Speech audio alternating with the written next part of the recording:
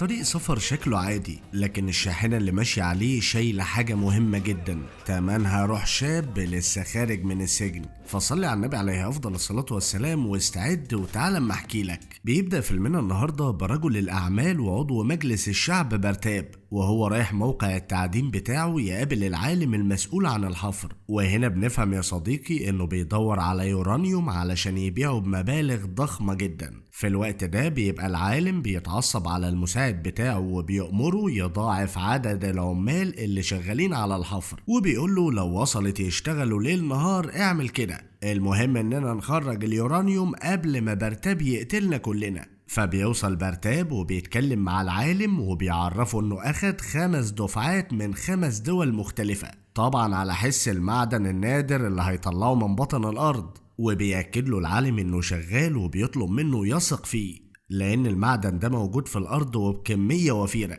وبيعرفه انه بمجرد خروجه من بطن الارض هيبقى ملياردير. فبيرد عليه برتاب وبيقول له لو صدقت فعلا وخرجت المعدن اوعدك اخليك انت وعيلتك من اغنى عائلات البلد، لكن بقى لو ما قدرتش تخرجه اوعدك بقتلك انت وعيلتك واحد واحد. في اللحظة دي بيجيله اتصال من رجل مافيا كبير جدا وخطير اسمه خان، وبيسأله عملت ايه؟ فبيعرفوا ان عملائه اللي اخد منهم الفلوس في الدول بيكلموه كل شوية وبيسألوه عن المعدن وامتى هيستلموا بضاعتهم. فبيعرفوا برتاب انه بينقب في 50 فدان ومش سهل يخرجه في وقت قصير، وبيطلب منه يديله بس شوية وقت لحد ما رجالته يلاقوا المعدن. وبعد ما بيقفل بيتكلم السواق مع برتاب وبيعرفوا ان اعضاء الحزب مستنيينه في البيت ولازم يرجعوا بسرعة. فبيتحركوا على البيت، وأول ما بيوصل بيلاقي الصحافة والإعلام في انتظاره، وبيرفض يديهم أي تصريح وبيسيبهم وبيدخل يقابل أعضاء الحزب. فبيتكلم رئيس الحزب وبيعرفه ان بسبب خدمات ابوه اللي ملهاش عدد دي قادر ينجح للمرة الثالثة على التوالي كعضو مجلس تشريعي، وانه كمان مترشح لمنصب رئيس الوزراء، وبيأكد له انه هيفوز باكتساح. فبيشكرهم برتاب وبيأكد لهم انه هيتحمل كل مصاريف الحملة الانتخابية من غير مساعدة من الحزب. واول ما بيخرج بيجمعوا الصحفيين حوالين برتاب وبيسألوه عن ترشيحه لمنصب رئيس الوزراء، فبيعرفهم انه لو نجح هيقدم خدمات كتيرة قوي للبلد. وقتها بيتكلم واحد من الصحفيين وبيقول له زي البنات اللي بتسفرهم بره البلد بحجة الشغل، ولا تجارتك في المخدرات والسلاح؟ فبيتعصب برتاب وبتتغير ملامح وشه، لكن بيحافظ على هدوءه وما بيردش عليه، وبيبص لرجالته وطبعا بيفهموا قصده. وبالليل على طول بيخطفوا الصحفي وبياخدوه على المنجم، فبيهجم برتاب عليه وبينزل فيه ضرب، لكن الصحفي بيعرفه انه مش خايف منه،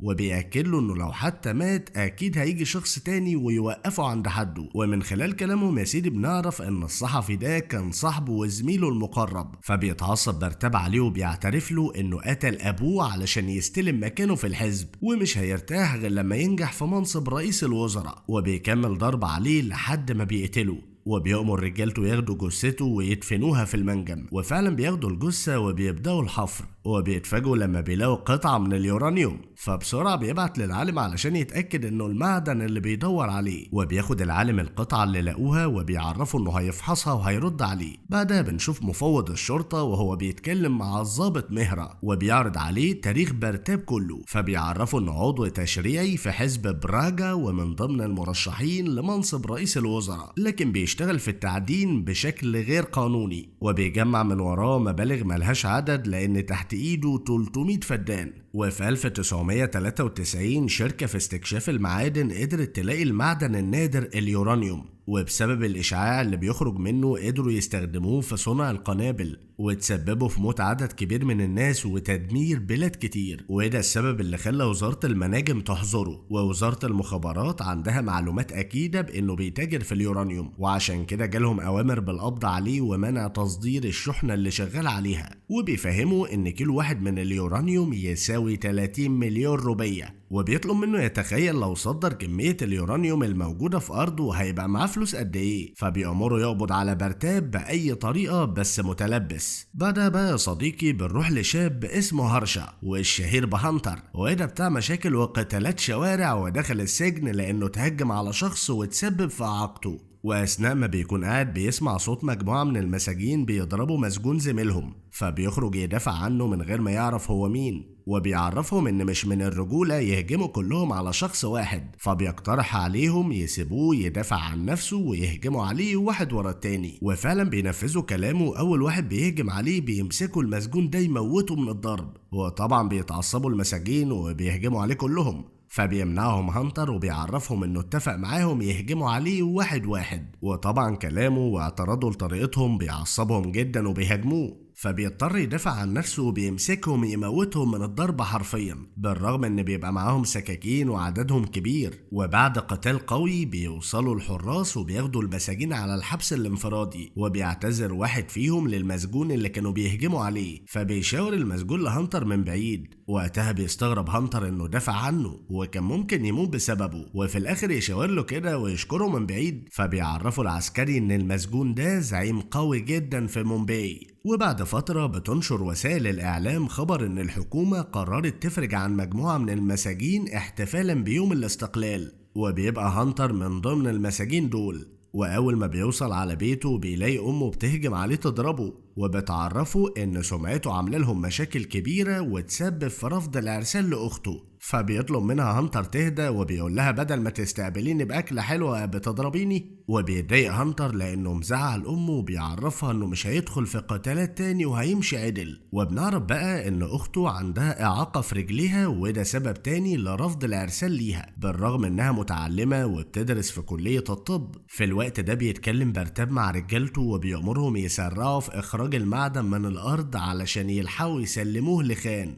فبيسألوا بابجي دراعه اليمين هتعمل ايه مع باقي التجار اللي خدت منهم عربون على حس المعدن، فبيضحك وبيعرفوا ان الفلوس اللي هياخدها عربون من خان هيدفع بيها تكاليف الحملة الانتخابية، وهيتهرب من التجار بحجة ان خان خد منه الكمية كلها. فبيعرفوا بابجي انهم زعماء ولايات ومش هيسكتوا على الفلوس اللي دفعوها، لكن برتاب ما بيبقاش خايف وبيقول له يسيبهم يخبطوا دماغهم في أضخم حيط. في نفس الوقت بيتقدم عريس لأخت هانتر، وبيبقى الموضوع ماشي كويس جدا لحد ما بيعرف بالإعاقة اللي في رجليها، فبيبدأ يغلطوا فيهم وبيتهموهم بأنهم ضحكوا عليهم وغشوهم. فبيتعصب هانتر وبيتخانق مع أهل العريس، فبتأمره أمه يسكت وبتعرفه إن المشاكل اللي بيعملها سبب تاني، وده بيضايقه وبيسيبها وبيمشي، وأخته بتبقى صعبانة عليه. وعلى الجانب الآخر بيستلم برتاب الدفعة الأولى من خان، وتاني يوم بيتصل عليه واحد من التجار اسمه سامبا، بيعرفوا انه عرف خططه والصفقة اللي اتفق عليها مع خان، وبيفاجئوا بانه ضم كل التجار للمكالمة وبيهددوا بالقتل لو ما سلموش نصيبهم من المعدن. فبيحاول برتاب يهديه ويعرفه انه ما يقدرش يكسر كلمة لخان لانه زعيم مافيا شراني، وبيقترح عليهم يدفع لهم الفلوس اللي دفعوها وعليها فايدة 10%. فبيتعصب سامبا وبيقول له اللي انت خايف ان خان يعملوا فيك هيعملوا فينا شخص تاني لو ما استلمش البضاعة، وبيأكد له انه مش هيسمح للبضاعة توصل مومباي. وبيوجه كلامه لباقي رجال المافيا اللي على الخط وبيأمرهم يسيطروا على الشاحنة واللي هيبقى فيها البضاعة طبعا، والشخص اللي هتدخل ولايته هيبقى المسؤول عنها. فبيتجنن برتاب وبيبعت يجيب مجموعة مقاتلين اسمهم الشياطين، وبيتفق يدفع لهم 100 مليون مقابل انهم يشتغلوا لحسابه. وبينادي على بابجي يأمره يجيب له سواق مفيش منه 2 يوصل الشحنة لمومباي، وعلشان يتأكد من جدارته يقاتل الشياطين ال5. وفي الوقت ده صديقي بيعتذر هانتر لأمه وبيعرفها انه قرر يبعد عن المشاكل والقتالات، وبيفتح ورشة تصليح موتوسيكلات وعربيات علشان يبدأ من جديد. وفعلا بيبدأ يشتغل بمساعدة صاحبه الوحيد واللي بيبقى متضايق من قراره. في الوقت ده بيختبر برتاب مجموعة من السواقين وبيأمرهم يقاتلوا الشياطين، وبيأكد لهم ان الشخص اللي هيقدر يضربهم كلهم هيبقى السواق بتاعه، وكمان هيعينه عضو في المجلس وهيديله مبلغ كبير يأمن بيه مستقبله. طبعا يا صديقي كلهم بيطمعوا في عرض برتاب المغري وبيحاولوا يقاتلوا الشياطين، لكن ولا واحد فيهم بيقدر عليهم، وبيمسكوهم الشياطين يموتوهم من الضرب. فبيتجنن برتاب لانه مش قادر يلاقي الشخص اللي في تفكيره. بعدها بيتصل بابجي على الضابط مهرة وبيعرفه بخطة برتاب، وبيفهمه انه اتفق مع خان يسلموا المعدن في مومباي مقابل 50 مليار. ده غير انه بعت جاب المقاتلين الشياطين من كيرالا علشان يختبر بيهم السواق اللي هيطلع بالشحنة. وبيعرفوا كمان ان رجال العصابات للولايات اللي حواليهم عاملين زي المجانين، واتفقوا ان الولاية اللي هتعدي عليها الشحنة مسؤول زعيمها يسيطر عليها بأي طريقة، المهم يمنع وصولها الخان. فبعد ما بيخلص مهرة كلامه بيتفاجئ ان العربية عايزة تصليح، وبالصدفة بياخدها لورشة هانتر، وبيتفاجئ لما بيعرف انه بعد عن الاجرام وقرر يمشي في السليم. وفي يوم كده بيروح هانتر وصاحبه ياكلوا من على عربية بسيطة موجودة على الطريق. في اللحظة دي يا صديقي بيتنح هانتر لما بيشوف ميرا، البنت اللي هتغير له حياته كلها وبتطلع صاحبة العربية. فبيقف يتفرج عليها وهي بتطبخ وما بيبقاش قادر يشيل عينه من عليها، وبيحكي لصاحبه انه وقع في الحب من اول نظرة. بعدها بيرجع على شغله وبيروح له سواق اتوبيس وبيطلب منه يصلحه له. واول ما بيركب هانتر الاتوبيس بيفتكر ابوه والايام اللي قضاها معاه، وبنعرف ان ابوه كان بيشتغل سواق وكانت امنية امه انه يطلع ضابط شرطة. لكن هانتر كان بيحب ابوه جدا واتعلم منه السواقة والشجاعة. وفي يوم خرج ابوه بحمولة بضاعة بمبلغ كبير، وللاسف من يومها مرجعش، وبسبب سرقته للبضاعة طردوهم اهل البلد من بيتهم.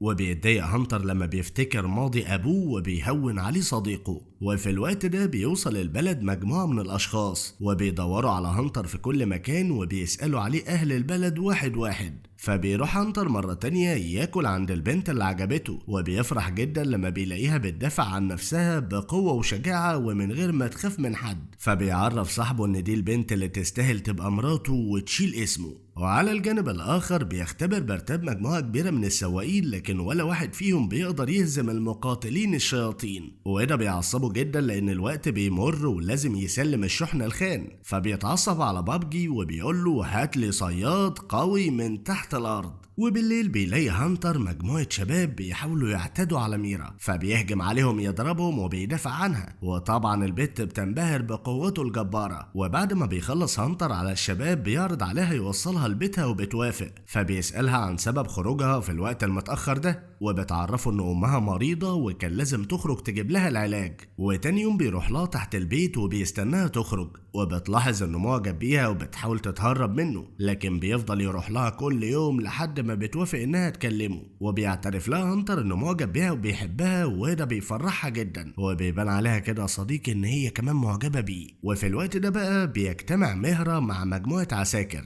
وبيعرفهم انهم هيتنكروا في زي عادي وهيروحوا البرتاب على هيئة سواقين ويقاتلوا المقاتلين الشياطين، والشخص اللي هينجح فيهم هو اللي هيقدر يسيطر على الشحنة. فبيتصل واحد من العساكر وبيعرفه باللي حصل، وبيفهم برتاب ان في خاين في رجالته بيبلغ مهرة اخباره. ولما بيعرف خان ان برتاب خد عربون من رجال العصابات بيتصل يهزقه، وبيأمره يبعت له الشحنة في اسرع وقت، وبيهدده بالقتل لو ما نفذش كلامه. في الوقت ده بيوصلوا الاشخاص اللي بيدوروا على هانتر للورشة بتاعته، وبيطلبوا من صاحبه يقابلوه. وبيتفاجئ هانتر لما بيشوفهم وبيعرف انهم رجالة المسجون اللي انقذه قبل ما يخرج، وبيكلموا المسجون ده في التليفون وبيشكره على انقاذ حياته، وبيعرفوا انه مستعد يساعده في اي وقت يحتاجه، وبيعرض عليه يبقى واحد من رجالته. ولكن هانتر بيرفض وبيعرفه انه بعد عن طريق المشاكل والقتالات. فبيحترم المسجون قراره وبيطلب منه يتصل عليه لو احتاج لاي مساعدة. وقتها بتتصل ميرا عليه وبتعرفه ان عمها جاي يجوزها لابنه بالقوة. فبيروح لها بسرعة وبيعترف لأمها بحبه ليها، وبتقرر ميرا إنها تسيب ابن عمها وتروح معاه. فبيفرح هانتر بقرارها طبعا، وبتوافق الأم على جوازها منه، وبياخدها يعرفها على أمه وأخته وبيجوزها، وبيعيشوا مبسوطين. وبيهتم هانتر بيها وبيساعدها في كل شغل البيت بسبب حملها. وفي يوم بيجي لأخته عريس دكتور كده وبيعجب جدا بيها، والأحلى إنه ما بيفرقش معاه إعاقتها، لكن أهله بيطلبوا 1,000,000 روبية مهر علشان يأمنوا مستقبل ابنهم وفرح كبير. فبيوافق هانتر على طلباتهم لما بيلاقي اخته مبسوطة، وبيطمن امه وبيطلب منها تثق فيه. بعدها بياخد ميرا وبيخرجوا يتكلموا، وبيعرفها انه لازم يرجع لشغله القديم علشان يقدر يجمع المبلغ اللي اتفق عليه مع اهل العريس. فبتوافقوا ميرا على قراره وبتشجعه كمان. واثناء ما بيتكلموا بيعدي برتاب ورجالته من جنبهم، وبدون قصد بتدوس عربية رجالته بالمية وبيرشوا ميرا. فبيتجنن هانتر وبيحدفهم بطوبة يكسر العربية. وقتها بيقفوا رجالة برتبه وبينزلوا يتخانقوا معاه. فبيفاجئهم هانتر بقوته وبيهجم عليهم يموتهم من الضرب واحد ورا التاني. وقتها بيشوفوا برتاب من مراية العربية وبينبهر من قوته وشجاعته، وبيأمر بابجي يجيب له كل المعلومات عنه لأن ده الشخص اللي بيدور عليه والوحيد اللي هينفع للمهمة. بعدها بيروح له بابجي بكل المعلومات عنه وبيعرفه انه مقاتل شوارع واخته على وش جواز ومراته حامل واتسجن 4 شهور وعنده ورشة ميكانيكا. فبيأمره برتاب يبعت له المقاتلين الشياطين يرخموا عليه، وفعلا بيروحوا له وبيبدأ واحد فيهم يرخم عليه وبيضرب صاحبه بالقلم على قفاه. فبيتعصب هانتر وبيطارده لحد ما بيوصلوا لمنطقة مهجورة. وقتها بيظهروا المقاتلين وبيبدأوا يهجموا عليه، فبيضطر هانتر يثبت لهم قوته وبيهجم عليهم واحد واحد وعينك ما تشوف الا النور، ما بيخليش فيهم حتة سليمة حرفيا. وبيرجعوا بعدها لبرتاب قفاهم يأمر عيش، بس برتاب بيفرح جدا لما بيشوفهم غرقانين في دمهم وبيأمر بابجي يجيب له هانتر ده بسرعة. فبيروح له بابجي وبيعرفه ان برتاب عاوز يشوفه وبياخده لعنده، وبيرحب برتاب بيه وبيعرفه انه عاوزه في مهمة كبيرة، مقابل كده هيدفع له مبلغ كبير يأمن حياته وحياة ولاده في المستقبل كمان. ده غير انه هيعينه عضو في الحزب وهيولد مراته يا سيدي في اكبر مستشفى. طبعا هانتر بيفرح بالعرض اللي ما يترفضش ده وبيوافق انه يوصل الشحنة المنبهي. وتاني يوم بتتعب ميرا جدا وبياخدها هانتر على المستشفى، وبينصدم لما بيعرف انها هتولد بدري عن ميعادها. فبيعرفها انه لازم يسافر في شغل مهم وبيطلب منها تاخد بالها من نفسها ومن الطفل. وبالليل بيسلموا برتاب الشحنة والمفاتيح وتليفون، فبيسأله هانتر عن نوع البضاعة. فبيتعصب برتاب وبيأمره يوصلها من غير ما يسأل، وبيعرفوا انه هيقابل شخص في الولاية اللي بعدهم هيسلمه تليفون تاني، وبيديله بطاقة تثبت انه موظف حكومي علشان لو قابل لجنة تفتيش ولا حاجة، وبيبعت معاه المقاتلين يحموه. فبيتحرك هانتر بالشحنة وكل ولاية بيعدي عليها بيقابل واحد من رجالة برتاب ياخد منه مفاتيح الشحنة ويسلمه مفاتيح وتليفون جديد. وبيتصل بابجي بسامبا ورجال العصابات يعرفهم ان الشحنة اتحركت، وبنعرف ان بابجي بيشتغل لحساب العصابات ومهرة في وقت واحد وبيبلغهم كل اللي بيحصل اول باول. وطبعا بيتصل سامبا بكل رجال العصابات وبيعرفهم بتحرك الشحنة، وبيتصل على عصابته وبيأمرهم يعترضوا طريقهم ويستولوا عليها بأي طريقة ويقتلوا اي شخص يقف قدامهم. وتاني يوم بيوصل هانتر لولاية سامبا، وأول ما بيدخلها بيعترضوا العصابة طريقه وبيأمروه يسلم الشحنة ويمشي. فبيأمروه المقاتلين يفضل مكانه لحد ما يخلصوا عليهم، لكن بيتضربوا زي الخرفان. فبيضطر هانتر بقى ينزل لهم بنفسهم وبيهجم عليهم يضربهم واحد ورا التاني وبيتفاجئوا من قوته الجبارة. فبيعرفهم انه مش هيسمح لمخلوق يقرب من الشحنة دي. وقتها بيتصل سامبا على رجالته وبيفاجئوا هانتر وبيرد عليه وبيطلب منه يبعت لرجالته عربية اسعاف تلحقهم.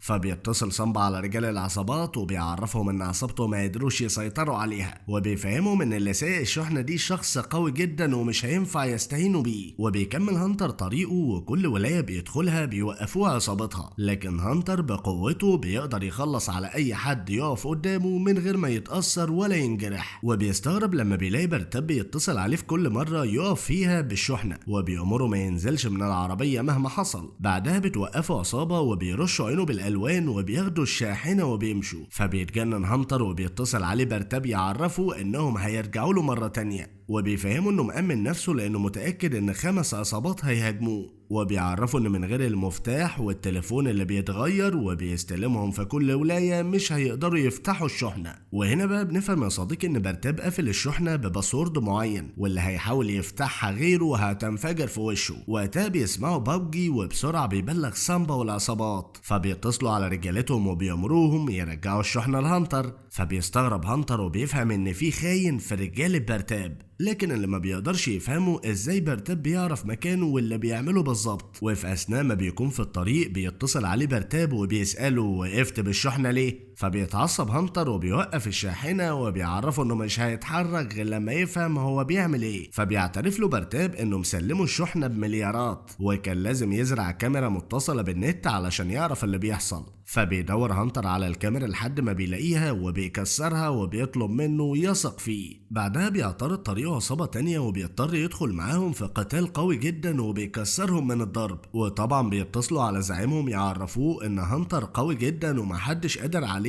فبيسيبهم هانتر وبيكمل طريقه. وتاني يوم بيقابل واحد من رجال برتاب بياخد منه التليفون والمفتاح الجديد، وبيبقوا رجال العصابات هيتجننوا طبعا لان رجالتهم بعددهم وقوتهم مش قادرين على شخص واحد. وفي الولاية اللي بعد كده بيقف هانتر يتصل على ميرا يطمن عليها، وفجأة بتهجم عليه عصابة جديدة وبيقدروا انهم يضربوه، وبياخدوا منه مفاتيح الشحنة وبيعلقوه من رجله في شجرة. فبيتصل عليه برتاب وهو متعصب على الاخر، وبيعرفه هانتر ان في خاين بيعرف العصابات طريقه بالتحديد، وبياخد عربية وبيطارد بيها العصابة اللي اخدت الشحنة لحد ما بيوصل لمكانهم في حانة على الطريق. فبيدخل عليهم بكل قوة وبيعرفهم انهم لعبوا مع الشخص الغلط، وبيهجم عليهم وبينزل ضرب في واحد فيهم لحد ما بيقضي على الكل، وبياخد المفتاح الجديد من الراجل اللي تبع برتاب وبيمشي. وقتها بيتصل عليه برتاب يعتذر له وبيعرفه انه فعلا بيثق فيه. وتاني يوم بيبقى اخو خان مستنيه في مومباي، وبيتصل برتاب على خان يعرفه ان الشحنة داخله عليه، فبيطلب منه يبعت له باقي الفلوس علشان يأمر هانتر يسلم اخوه الشحنة. وبيوصل هانتر فعلا واخيرا على المكان المطلوب وبيقابله اخو خان، لكن هنا بتبقى المفاجأة لما بيأمروا اخو خان يسيب الشحنة ويمشي، وبنفهم ان خان عايز يغدر ببرتاب. فبيتجنن برتاب وبيأمر هانتر ما يسلموش الشحنة غير لما يبعت باقي الفلوس، وبيطلب منه خان يوريله البضاعة علشان يتأكد منها. فبياخد هانتر منه الباسورد وبينجح انه يفتح الشحنة، لكن خان بيأمر اخوه رجالته يخلصوا على هانتر ويستولوا عليها. فبيضطر هانتر يقاتلهم وبيهجم عليهم يضربهم واحد. وبعد ما بيخلص على رجالة خان بيهددوا اخوه بالقتل، وهنا بيفاجئوا هانتر وبيصفر لرجالة الشرطة. وبنعرف بقى يا سيدي ان مهرة اتفق مع هانتر يخرجه من السجن ويعينه ضابط سري، وكمان يديله مبلغ معين مقابل انه يخلص على برتاب ويسلمهم الشحنة. فبيقتل هانتر اخو خان بالنار يخلص عليه، وبيتصل مهرة على رجالته يأمرهم ياخدوا الشحنة من هانتر. لكن المصيبة ان هانتر بيفاجئهم وبيخلص عليهم واحد، وبيكلم مهرة يعرفه انه طمع في الشحنة لما عرف تمنها وقرر ياخدها لحسابه. فبيتجنن مهرة وبيتصل برتاب على هانتر يهدده بقتل عيلته لو ما رجعلوش الشحنة. وهنا بيفاجئوا هانتر وبنعرف انه اتصل على المسجون اللي انقذه وطلب منه يساعده في حماية عيلته، وبكده يبقى ردله الجميل. فبيتجنن برتاب لما بيعرف ان رجالته اتحصروا من رجالة هانتر، وبكده يبقى هانتر سيطر على المعدن لحسابه هيبقى من اغنى اغنياء البلد. واخيرا وليس اخرا بنكتشف ان المسجون اللي انقذه ده يبقى ابوه. وطبعا برتاب ورجال الخمس عصابات وخان بيبقوا عاملين زي المجانين، وبيبعت كل واحد فيهم جيشه يهاجم هانتر. لكن للاسف يا صديقي لحد هنا بتنتهي احداث الجزء الاول، فلو مهتم انك تتفرج على الجزء التاني هنا على القناة اعمل لنا لايك على الفيديو ده وعرفنا في التعليقات. وطبعا لو بتشوفنا لاول مرة اشترك في القناة ودمر الجرس كده عشان يجيلك اشعار على تليفونك اول ما ننزل فيديو جديد. سلام.